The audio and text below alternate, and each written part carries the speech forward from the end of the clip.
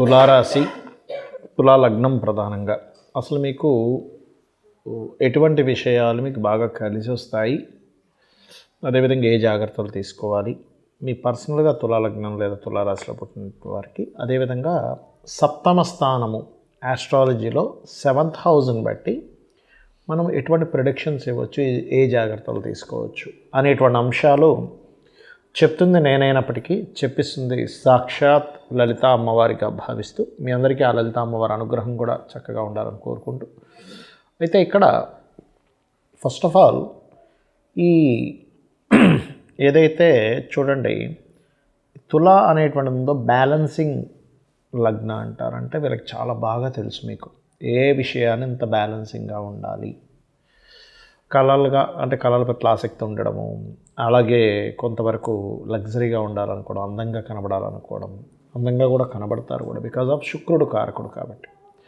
అయితే మీకు భూముల వల్ల ధనయోగం ఎక్కువగా ఉంటుంది, కళల మీద ఉంటుంది, ఈ మీడియా మీద ఉంటుంది. బట్ ఇక్కడ ఏంటంటే భూమి కుజుడు కనుక బాగున్నాడు, భూమి జీవిత భాగస్వామి ఎంటర్ అయినప్పటి నుంచి ఫైనాన్షియల్గా మీకు గ్రోత్ అనేది స్టార్ట్ అవుతుంది, గుర్తుపెట్టుకోండి. అయితే తులవారికి గురువు యొక్క స్థితి ఖచ్చితంగా చూసుకోవాలి.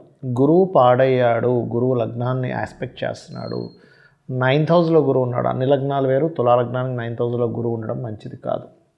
దీనివల్ల ఏమవుతుందంటే ఒక్కొక్కసారి మీరు చేసే పూజాది కార్యక్రమాల్లో తప్పుదోవలకు వెళ్ళిపోవడం, కొంచెం మిమ్మల్ని ఎవరైతే గైడ్ చేస్తారో వాళ్ళే మిస్గైడ్ చేయడము, ఇటువంటివి కాస్త ఎక్కువగా జరుగుతూ ఉంటాయి.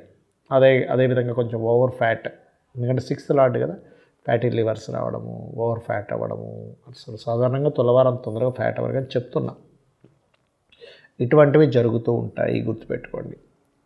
అయితే ఇక్కడ మీకు సంతానం కలిగిన తర్వాత నుంచి స్వగృహ యోగం యాక్టివ్ అవుతుంది తులలో పుట్టినటువంటి వారికి.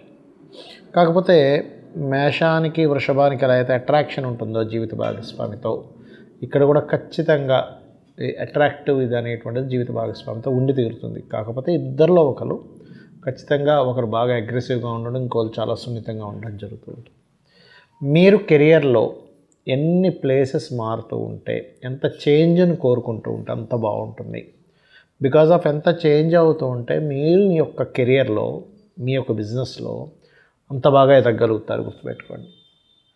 ఇక బుధుడు కనుక బాగున్నాడు అంటే తోటలు, పొలాలు, వీటి మీద ఇన్వెస్ట్మెంట్ చేయడం మంచిది. అది కూడా తండ్రి యొక్క బుధుడు బాగున్నాడు, తండ్రి చక్కగా వీళ్ళకి తోటలు, పొలాలు ఇవ్వగలుగుతారు.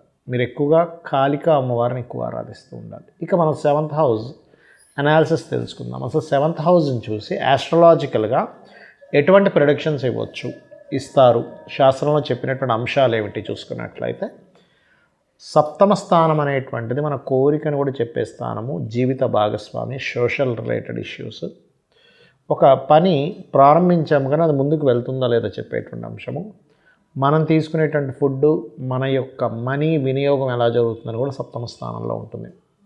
అంటే సప్తమ స్థానాన్ని చూసి మీకు వచ్చే జీవిత భాగస్వామి, పురుషుడు కావచ్చు, స్త్రీ కావచ్చు, ఎలాంటి వాళ్ళు వస్తారు, వాళ్ళ తత్వం ఎలా ఉంటుంది, వాళ్ళ నేచర్ పర్టికులర్గా ఎలాంటి నేచర్ గల వాళ్ళు వస్తారనేది మీ సప్తమ స్థానం చెప్పేస్తుంది క్లియర్గా, అందులో ఎటువంటి సందేహం లేదు. అలాగే సోషల్ మూమెంట్, సోషల్తో ఎక్కువ కొంతమంది చూడండి సోషల్గా ఉంటే బాగా ఎదుగుతారు, కొంతమంది సోషల్గా కొంచెం మీ పనిలో మీరు ఉంటేనే బాగా ఎదుగుతారు, అది కూడా చెప్తుంది సప్తమ స్థానం. అదేవిధంగా మీ యొక్క మనీ అంటే మనీ ఎందుకు వేస్టేజ్ అయిపోతుంది, ధనం సంపాదిస్తున్నప్పటికీ ఎందుకు సుఖంగా లేము, ధనం వల్లే ఇబ్బందులు వస్తున్నాయా, ధనం వల్లే రిలేషన్స్ పాడైపోతున్నాయా చెప్పేది కూడా సప్తమ స్థానం. సో 7th హౌస్లో ఈ విషయాలు ఉంటాయి. మీరు పర్టికులర్గా ఇక్కడ జీవిత భాగస్వామితో సరిగ్గా సఖ్యత ఉండటం లేదు అని అనుకుంటే, అప్పుడు జీవిత భాగస్వామి మీ నుంచి ఏం ఎక్స్పెక్ట్ చేస్తున్నారు, మీరు ఎలాంటి తత్వాన్ని కలిగి ఉండి, మీరు తనకి అమ్మాయి కావచ్చు, అబ్బాయి కావచ్చు, ఎలా ఉంటే మీ జీవిత భాగస్వామి మిమ్మల్ని లైక్ చేస్తారు, ఎలా ఉంటే మీ జీవిత భాగస్వామితో బాగా కనెక్టివ్గా ఉంటారు. కొంతమందికి తీసుకెళ్ళి డబ్బులు ఇచ్చేస్తే, కొంతమందికి నగలు కొనిపిస్తే, కొంతమందికి జస్ట్ మాట్లాడితే, కొంతమందికి గౌరవం ఇస్తే, మరి కొంతమందికి చదువుకోవడానికి సపోర్ట్ చేస్తే చాలు, కొంతమందికి జాబ్కి సపోర్ట్ చేస్తే చాలు, ఇంకొంతమందికి బిజినెస్ సపోర్ట్ చేస్తే చాలు, ఇంకేమొద్దు అంటారు, జస్ట్ నువ్వు నా పక్క నుండి చాలంటారు. ఇలాంటివి సప్తమ స్థానంలో ఉండే గ్రహము సప్తమాధిపతి ఉన్నటువంటి నక్షత్రము అండ్ D9ని బట్టి దీన్ని మనం చూస్తాం. అయితే ఎవరికైనా వివాహం విషయంలో వివాహం అవ్వట్లేదని ఇబ్బంది పడుతుంటారు. ఇక్కడ ఒకటే, సప్తమ స్థానాన్ని బట్టి మీరు ఎప్పుడు వివాహం చేసుకుంటే పర్ఫెక్ట్, ఎలాంటి వాళ్ళని వివాహం చేసుకుంటే కరెక్ట్. ప్రతి మనిషి యొక్క జీవితంలో 3 నుంచి 5 సార్లు ఖచ్చితంగా వస్తుంది వివాహ సమయం. అదేవిధంగా 3 నుంచి 5 సార్లు చేసుకోకూడని సమయం కూడా వస్తుంది. ఆ సమయాన్ని చాలా స్పష్టంగా చెప్పేది జ్యోతిష్శాస్త్రం. ఆ పర్టికులర్ టైంలో చేసుకున్నప్పుడు ఏమవుతుందంటే, ఆ పర్టికులర్ టైంలో చేసుకున్న వివాహం మీ జాతకంలో ఏదైనా దోషాలున్నా దాన్ని యొక్క ప్రభావాన్ని తగ్గిస్తుంది.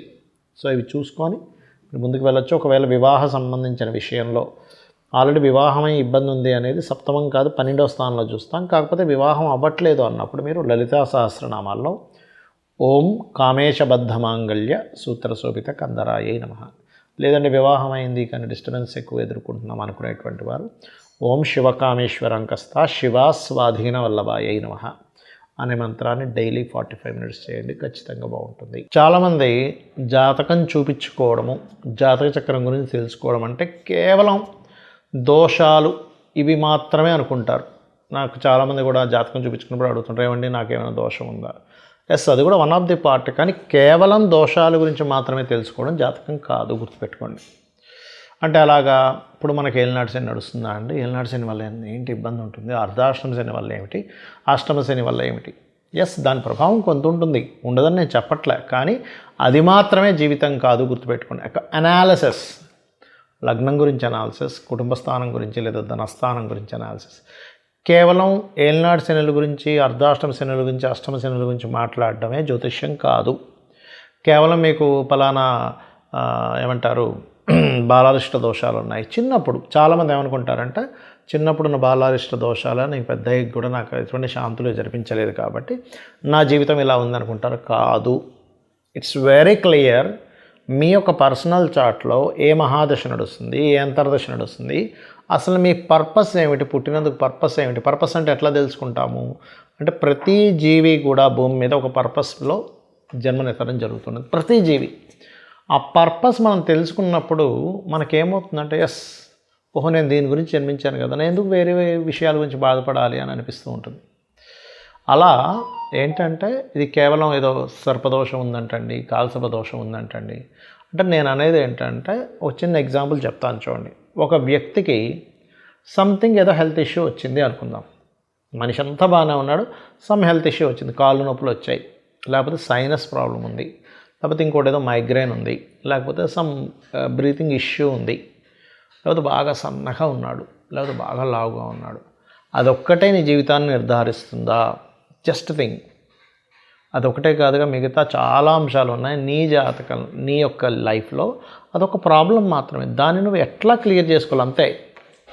ఏలినాటి శని మాత్రమే నీ జీవితాన్ని నిర్ధారించదు. అలా అయితే ప్రపంచంలో ఎవ్వరూ కూడా సక్సెస్ అవ్వకూడదు. ఎందుకంటే అందరికీ ఏలినాటి శని వస్తుంది, అందరికీ అర్ధాష్టమ శని వస్తుంది, అందరికీ అష్టమ శని వస్తుంది, ప్రతి ఒక్కరికి వస్తుంది. వాళ్ళ లైఫ్స్లో ఆల్మోస్ట్ మూడు సార్లు వస్తుంది ప్రతిదీ కూడా. అంటే ఆల్మోస్ట్ వాళ్ళ లైఫ్లో 10 టైమ్స్, 9 to 10 టైమ్స్, ఇంకొంతమందికి 12 టైమ్స్ కూడా రావచ్చు, ఇంకా ఎక్కువ కాలం బ్రతికిన వారికి వస్తుంది. అంటే ఖచ్చితంగా ప్రతి ఒక్కరూ ఇంకా ఎందుకు పనికి రాకుండా పోవాలి.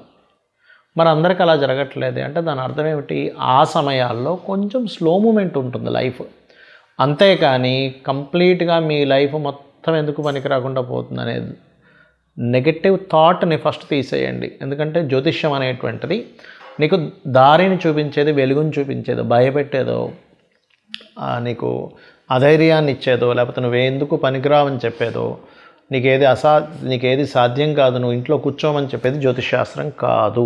కాకపోతే సరే ఒక పలానా ఇన్వెస్ట్మెంట్ చేస్తున్నాం, this is right time or not, అంటే ఈ నెలలో చేయొచ్చా, గ్రహాలు ఏమైనా ఇన్వెస్ట్మెంట్ స్థానాన్ని ఏమైనా మనకి అక్కడ ప్రభావితం చేస్తున్నాయా, సో నేను ఎందులో ఇన్వెస్ట్మెంట్ చేస్తే తగ్గలను. ఎందుకంటే investment is most important thing in life. నువ్వు మొత్తం సంపాదించి ఒక 5 ఏళ్ళలో 10 ఏళ్ళు సంపాదించిన డబ్బులంతా తీసుకెళ్ళి ఇంకో దగ్గర నువ్వు పెడుతున్నావు, సో దానికి ఏమిటి? అలాగే ఒక జీవిత భాగస్వామిని తెచ్చుకుంటున్నావు, what is the right time? నువ్వు ఒక ఇల్లు కట్టుకుంటున్నావు, what is the right time? నువ్వు ఒక వాహనం కొనుక్కుంటున్నావు, what is the right time? అలాగే నువ్వు పలానా ఒక విద్యను నేర్చుకుంటున్నావు, what is the right time? Right అంటే నీకు ఇది వేస్టేజ్ అయిపోతుందా? కొంతమంది చూడండి బాధపడుతూ ఉంటారు, అయ్యో మా అబ్బాయికి ఇంత చదివించామండి, తీరా చూస్తే ఇప్పుడేమో అందులో ఇతరులోనే జాబ్ చేస్తున్నాడు, అసలు దానికి సంబంధమే లేదండి అని తల్లిదండ్రులు కన్నీరు కారుస్తూ ఉంటారు, బాధపడుతూ ఉంటారు. సో ఇటువంటి నీ లైఫ్కి ఎదగడానికి ఏవేవైతే ఉన్నాయో అవన్నిటిని అనాలిసిస్ చేసి చెప్పేది జ్యోతిషాస్త్రం. ఎల్నాటి శని ఉంది, నాకేమీ పనికిరాదు, అమ్మో నాకు సర్పదోషం ఉందన్నారు, నాకు ఏది కలిసి రావట్లేదు, అమ్మో నాకు పలానా అయితే అన్నారు. కాదు, నువ్వు ఒక ప్రాపర్టీ, మీ యాన్సిస్టర్స్ ప్రాపర్టీ క్యారీ చేసేటప్పుడు దాన్ని యాజ్ ఇట్ ఈస్గా నువ్వు అనుభవిస్తే బాగుంటుందా, లేకపోతే దాన్ని అమ్మేసి ఇంకోటి కొనుక్కుంటే బాగుంటుందా? ఇట్లా అనేకమైనటువంటి విషయాల్ని నీ యొక్క కర్మని తగ్గించుకోవడానికి నువ్వు ఏ దేవత ఉపాసన చేయాలి, నీ యొక్క తత్వంలో ఎలా మార్చుకోవాలి, నువ్వు ఎలా ఉంటే నీ లైఫ్ చాలా బాగుంటుంది అని ఒక డీటెయిల్డ్ అనాలిసిస్ ఇచ్చేది, ప్రతి భావం గురించి ఒక డీటెయిల్డ్గా చెప్పేటువంటి అంశం ఏదైతే ఉందో దట్ ఈజ్ ఆస్ట్రాలజీ. గుర్తుపెట్టుకోండి. అంతేగాని ఏదో నాకెందుకు పనికిరాదు, నా జీవితం ఇంతే అని మాట్లాడుకోవడానికి అస్సలు ఆస్ట్రాలజీ కాదు. ఇందులో 2 రకాలు ఉంటాయి. ముండైన ఆస్ట్రాలజీ అంటే ఏంటి, ఈ 2026లో ఎట్లా ఉన్నాయి గ్రహాలు, ఇందులో గోచార గ్రహాలు ఏమిటి అంటే, గోచార గ్రహాలు మనకు చెప్పుకుంటూ ఉంటాం, మేషరాశి వారికి ఈ నెల ఇలా ఉంటుంది, ఈ పక్షంలో ఇలా ఉంటుంది, ఈ వారంలో ఇలా ఉంటుంది. అవన్నీ బయట ఉండేటువంటి గ్రహాల యొక్క ప్రభావం ప్రపంచం మీద, మనుషుల మీద, సర్వ జీవరాశుల మీద ఎలా పడుతుందని చెప్పేది మాత్రమే అది. అంతేగాని అదే పూర్తి జీవితం కాదు. ఇది బాగా అర్థం చేసుకోండి. చిన్న చిన్న దోషాలు ఉన్నాయి, దోషమే మీ జీవితం కాదు. ఆ దోషాలని చిన్న మంత్రంతో, ఇది కలియుగం కాబట్టి ఈ కలియుగం పరంగా మీరు చిన్న చిన్న దానాలు, చిన్న చిన్న మంత్రాలు చేసుకుంటూ, చిన్న నామస్మరణ చేత, కేవలం నామస్మరణ చేత మీ జీవితాన్ని అద్భుతంగా మార్చుకోవచ్చు. గుర్తుపెట్టుకోండి. కాబట్టి మనందరం కూడా ఆ అమ్మవారిని ప్రార్థిద్దాం. అమ్మ, నేను తెలుసో తెలియకో పూర్వజన్మల్లో ఒక అజ్ఞానంలో కర్మ చేసి ఉంటాను, నీ పాదాలు పట్టుకుంటున్నాను, నన్ను గట్టెక్కించు అని అమ్మని కనుక మనస్ఫూర్తిగా కనుక మీరు చేయగలిగితే ప్రార్థన, ఖచ్చితంగా అమ్మవారు మిమ్మల్ని చూసుకుంటుంది. శ్రీమాత్రే నమః.